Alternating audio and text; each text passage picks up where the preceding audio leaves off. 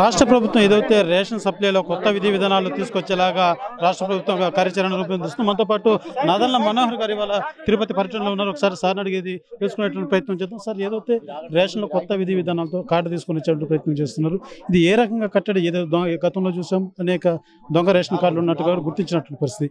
ఈ కార్డు వల్ల ఎటువంటి ప్రయోజనాలు కలగబోతుంది? అంటే ముందుగా గౌరవ సుప్రీంకోర్టు గారి డైరెక్షన్స్ మేరకు ఈ కేవైసీ అంటే కస్టమర్ డీటెయిల్స్ అనేది నో యువర్ కస్టమర్ అనేది ఎలక్ట్రానిక్ విధానంలో చేయమని నమోదు చేయమని మార్చి 31వ తారీఖు వరకు ఇనిషియల్గా డెడ్ లైన్ పెట్టారు. దాన్ని ఇప్పుడు ఏప్రిల్ 30th వరకు పొడిగించిన తర్వాత కేంద్ర ప్రభుత్వం కూడా మనకు అదే ఆదేశాలు ఇచ్చారు. సో ముందు ఈ కేవైసీ డీటెయిల్స్ అన్ని నమోదైనాక కొత్త రేషన్ కార్డులు మేము మే నెలలో జారీ చేస్తాం. సేఫ్టీ ఫీచర్స్ దాంట్లో మేము QR కోడ్ కూడా ఏర్పాటు చేసాం. ఇది debit card size rice cards. ఇవి ఒకప్పుడు కేవలం రేషన్ కోసం ఉపయోగపడే కార్డులు అన్నీ కూడా ఇప్పుడు ఏంటంటే మల్టీపర్పస్ కోసం ఉపయోగపడుతున్నాయి. స్కూల్ అడ్మిషన్ కానివ్వండి, కాలేజ్ అడ్మిషన్ కానివ్వండి, ఫీ రీఎంబర్స్మెంట్ కానివ్వండి, హౌసింగ్ కానివ్వండి, అన్నింటికీ అదే ఉపయోగపడుతున్నాయి. సో ఆరోగ్యశ్రీ కూడా అదే వాడుతున్నారు.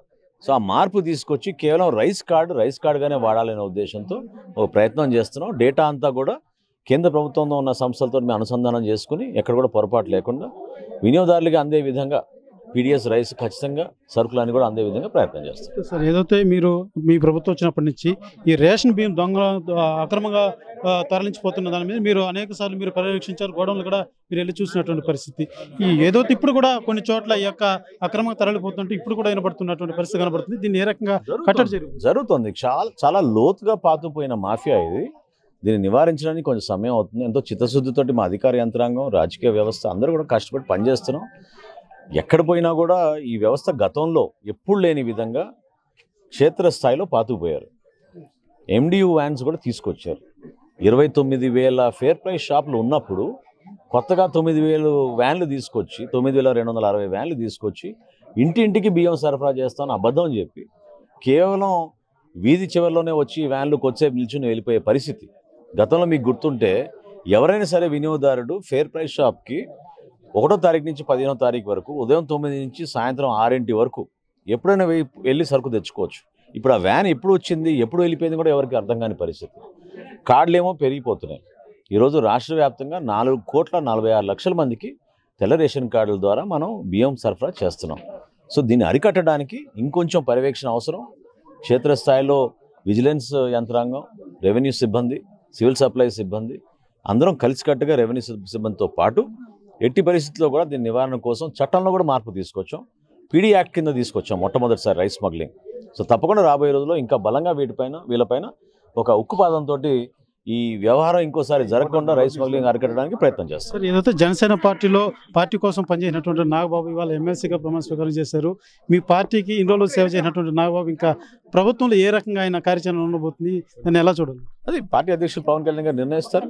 తప్పకుండా ప్రతి ఒక్కరం కూడా పార్టీలో అంకిత భావంతో పనిచేసిన వ్యక్తులు ఏ విధంగా మమ్మల్ని ఉపయోగించుకోవాలి, ఎటువంటి కార్యక్రమాలని మాకు అప్పచెప్పాలనేది పార్టీ అధ్యక్షుడు పవన్ కళ్యాణ్ గారు నిర్ణయిస్తారు. సార్, ఏదైతే ఇటీవల చెన్నైలో పవన్ కళ్యాణ్ గారు చెన్నై రాజకీయాల్లో కూడా వస్తానంటూ కూడా తెలియజేసినట్టు పరిస్థితి. పవన్ కళ్యాణ్ గారు చేసిన వ్యాఖ్యలు కొద్ది ప్రాధాన్యత సంతరించుకుంది సార్. తమిళ రాజకీయాల్లో కూడా వెళ్ళబోతున్నారా అన్న భావన ఏర్పడుతుంది. దీన్ని ఏ రకంగా? జనసేన పార్టీకి చాలా స్పష్టంగా మేము ఏంటంటే భారతదేశాన్ని కలిపే విధంగా మన ఐడియాలజీ, మన సిద్ధాంతాలు దానికి కట్టుబడి ఉండే విధంగా ఆ నాయకత్వం పవన్ కళ్యాణ్ గారు చూపిస్తారు.